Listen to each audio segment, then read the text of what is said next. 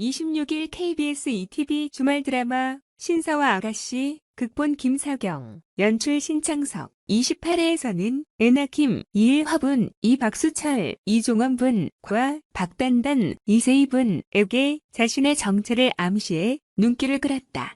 이날 방송은 바다를 찾은 에나킴, 이일화분, 박수철, 이종원분에게 암수술을 앞두고 두려움을 고백하며 시작됐다. 에나킴은 수철에게 안긴 채 저 아직 할 일이 남아있어요. 저 죽고 싶지 않아요. 살아서 할 일이 남아있어요. 라며 슬퍼했고 수철은 그런 에나킴을 안으며 대표님, 제가 옆에 있어드릴게요 라 위로했다. 모두 잘 될 것이니 약해지지 말라는 수철의 품에서 하염없이 눈물만 흘리던 에나킴은 미안하다고 말했다. 이 시각차 연실 오현경부는 에나킴과 함께 하다 새벽에야 들어온 수철에게 왜 그의 병원에서 밤을 새야 하냐? 그는 가족도 없냐고 물었다. 수철은 혼자 몸으로 힘든 수술을 받아야 하는데 얼마나 힘들겠어. 내가 힘들 때 은혜를 입은 분이야. 라고 답했고 이어 이번 수속까지만 돕겠다고 전했다. 이를 들은 연실은 아무 의심 없이 당신은 너무 착해서 탈의하라 말했다. 에나킴은 수술대에 들어가기 전까지 수철의 극진한 보필을 받았다. 수철은 에나킴의 손을 잡아주며 아무 일 없을 거다. 한숨 푹 자고 나오는 거라고 생각하라고 안심시켰고 이를 들은 에나킴은 계속 눈물을 흘리며 그동안 정말 미안했어요. 라 답했다. 연신 미안하다는 말을 반복하는 에나킴의 모습에 수철은 수술 잘 마치고 나서 이야기하자며 저는 여기 있을게요. 라 약속했다.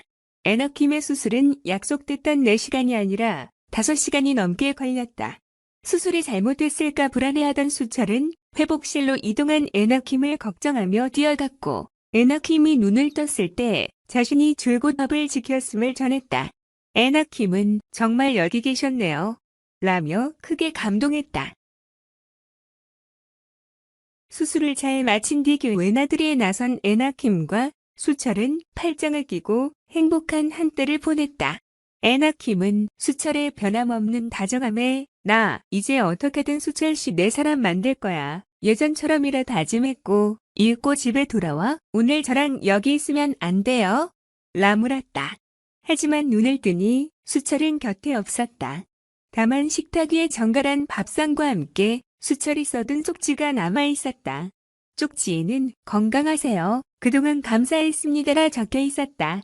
쪽지를 보고 수철이 영영 떠날까 불안해진 에나킴은 수철을 찾아와 이런 이야기 빙빙 돌리고 싶지 않아요. 단도직입적으로 하고 싶어요.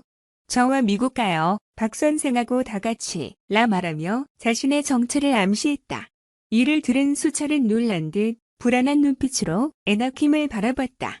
한편 이 영국 지현욱은 자신의 기억이 돌아올 때까지 약혼은 없던 일로 하자고 말하자 조사라 박단단분은 영국을 찾아가 회장님 기억 따라 사랑이며 추억이며 없던 일로 할 수 있냐? 내가 여기서 일하는 사람이라거나 갖고 장난치는 거냐고 오열했고 이 눈물에 약해진 이 영국은 결국 약혼을 인정하겠다고 말했다. 하지만 자신의 마음속에는 박단단이 가득한 바 책임감의 조사라와의 약혼을 인정하면서도 자신의 기억을 잃었을 때 왜 그런 행동을 했는지 도무지 이해가 안 되는 영국은 괴로워 술을 마셨다. 만취된 채로 집에 돌아가던 길에 박단단을 만난 영국은 나 어떻게 해야 할지 모르겠어요. 나 그냥 나쁜 놈 할까요? 나 그냥 박 선생 사랑할까요? 박 선생이나 책임질래요? 라 곧이곧대로 고백했고 이를 들은 단단은 벅찬 마음에 영국을 끌어안았다. 지현우가 또 기억상실이라고요.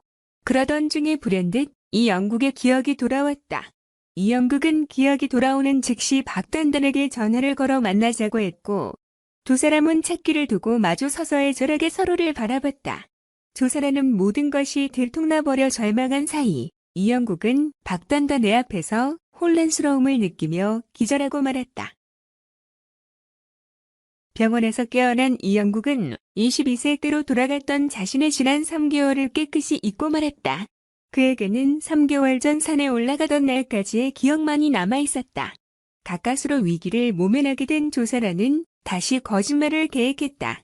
집 앞에 찾아와 조 실장 똑바로 말하라. 내가 기억하는 조 실장과 나는 서로 특별한 사이였던 적이 단 한 번도 없다. 그런데 어떻게 우리가 결혼할 사이로 둔갑했느냐? 혹시 기억일은 나랑 약혼하려고 사람들과 고변, 호사에게 거짓말한 건가라고 따지는 이영국에게 오히려 지난 3개월간 자신과 이영국이 서로 사랑에 빠졌다고 또 한 번 우긴 것.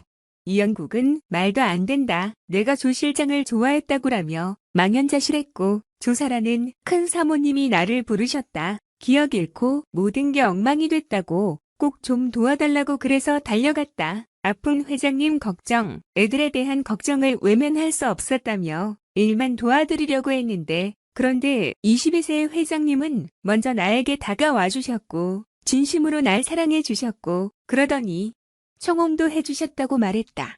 이어 조사라는 이영국이 혼란스러워하는 틈을 타 예전부터 회장님 좋아했다. 그런데 회장님이 날 좋아한다고 하시니 이런 기회를 놓치고 싶지 않았다. 그래서 약혼도 하고 싶고 결혼도 하고 싶었다. 그래서 회장님이랑 이전부터 사귀었었다고 회장님이랑 좋아하는 사이였다고 그래서 거짓말했다고 했다.